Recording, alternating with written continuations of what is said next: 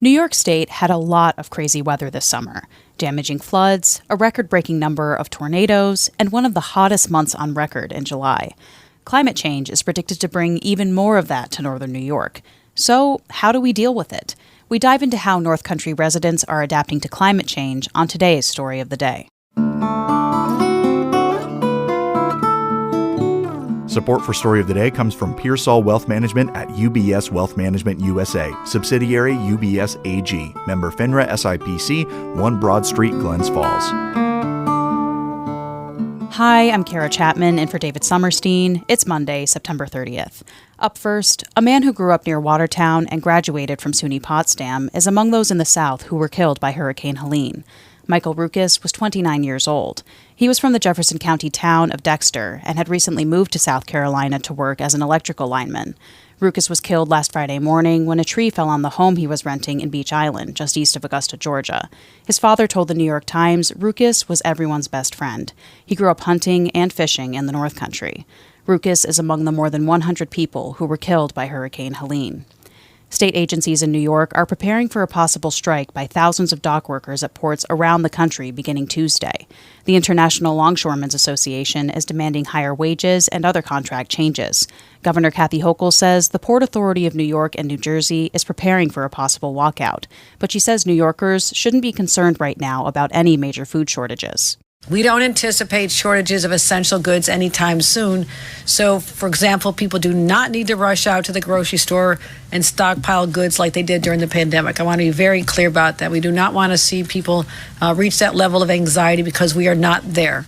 The state has stockpiled medical equipment to ensure there's no disruption for hospitals and nursing homes. Those facilities are required to maintain a 60-day stockpile of personal protective equipment and other critical goods. Lake Placid hosted an international mountain biking event over the weekend.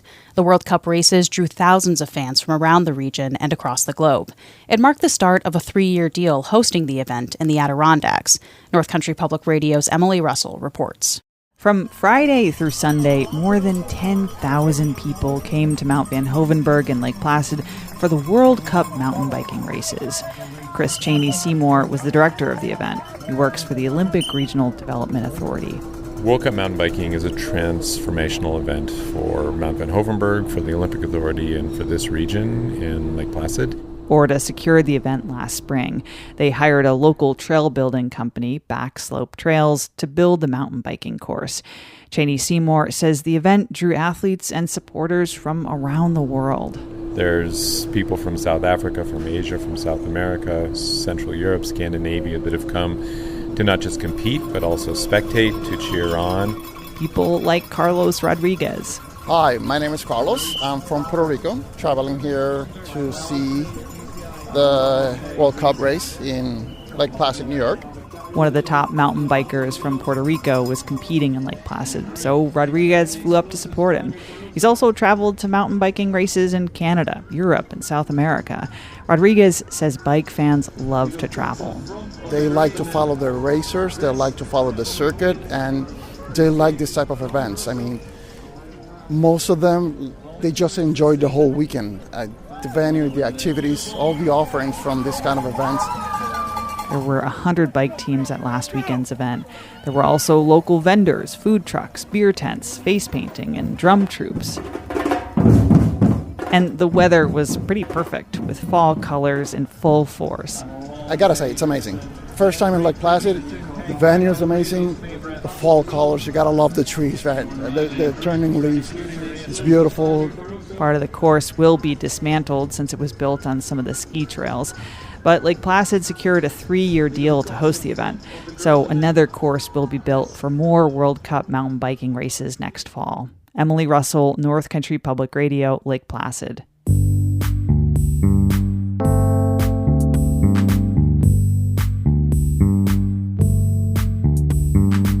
This summer was a weather whirlwind. Heavy rainstorms, floods, even tornadoes. So, as part of our year-long series on climate change, we've been asking you, through NCPR's Texting Club, how you're adapting to our changing climate in your daily life. Our community engagement reporter, Amy Feiereisel, spoke with Northern Light hosts Monica Sandreski and Catherine Wheeler to look through your responses. Here's part of that conversation. A lot of folks shared their experiences with flooding and increased moisture, so installing sump pumps for their flooded basements or running dehumidifiers to prevent mold. One woman in the Western Adirondacks shared recently that she installed an above-ground septic because the ground spent so much time fully saturated this summer that, quote, our traditional septic no longer functioned during periods of significant rainfall. And we actually had several other answers about having to change systems or re-engineer things. John Morona, for one, in Lake Clear, wrote in and said that the heavier rainfalls of late were starting to wash out the head of my driveway. It's steep, so I had to re-engineer the drainage. And we also had folks talk about the sort of bigger infrastructure picture.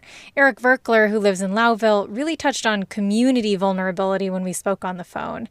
Verkler's lived in his home for over 20 years. It's in the village of Lowville, but right on the edge of agricultural land and not far from the Lewis County Fairgrounds. He says he's lucky not to be dealing with a flooded basement like so many of his neighbors, but that during serious rain events, water will pour off of the farm fields through his property in this ever-widening ditch and then into his neighborhood. He says that's been an increasingly common occurrence over the last 5 years and happened 3 times just this summer. We've had to do some mitigation to try and, control that drainage, control the erosion. We're honestly on our second or third try to try and find a proper way to remediate that. And, again, we can kind of solve the problem sort of for our property, but what happens on our property then flows down the stream and has a significant impact on our neighbors. It flows into a village street and, kind of goes down the street and affects others. Everything's kind of tied together. Yeah, and on that community planning level, we did report earlier this summer that during one of these flooding events that the county highway superintendent was talking about needing to invest in more resilient infrastructure. So let's switch gears a bit here and talk about the summer heat. Air conditioning became a bigger deal this summer. Some folks installed air conditioning for the first time. Richard Frost, we heard from in Clinton County, he wrote in and said that we've always vowed to sweat through, literally, the handful of very hot days each year, but now we're feeling the need to more formally adapt to the warmer climate. I also spoke with Kate Shoemaker, who lives in Glens Falls and works from home. She previously had made do with a window unit air conditioner. In the past, I always felt like, it's hot, but really it's just for like a couple weeks around 4th of July usually, and then it cools down. But it seems like the last couple of years that heat has come earlier and it has stretched longer. Even this year it's been 80 for the first couple of weeks of school. And speaking of school and adaptation, this past spring, Shoemaker's son's elementary school, Big Cross in Glens Falls, discussed using leftover snow days for heat days in June. It's a 100-plus-year-old building. It's brick and old windows, and there's only a few of the rooms, I think, that have big enough AC units in the windows to really make a big difference. So multiple classrooms were like joining up in the cooler rooms. Whoa, talk about a big change, switching from snow days to heat days. Another example is Potsdam's high school installed AC units for the first time this summer. We also heard from a lot of backyard gardeners who are reckoning with this hotter, wetter weather. The growing season is getting longer. Kate Glenn in Saranac Lake said she's choosing cultivars that used to be for warmer zones further south of here, and she's starting to harvest apples much sooner. And Cheryl Davey reported she's using more vertical gardening to try and avoid powdery mildew on her squashes. Well, and then there's Becky Allen in South Colton. She wrote in and shared her observations about changes in fishing. She said, quote, as a hardcore fly angler, I've had to modify where I fish, how I fish, and when I fish. Trout are very vulnerable to low water, increased water temperatures, and reduced oxygen levels. So she's actually switched to warmer water species like smallmouth bass, but said she's seeing signs of heat stress in them too. That was NCPR's Monica Sandreski, Amy Feiereisel, and Catherine Wheeler talking about how North Country residents are adapting to climate change. NCPR's Climate Change series is made possible through the generous support of Margot and John Ernst. More news all the time at ncpr.org. Music today by Eddie Lawrence of Moira and Danny Thomas of Canton. I'm Kara Chapman, North Country Public Radio.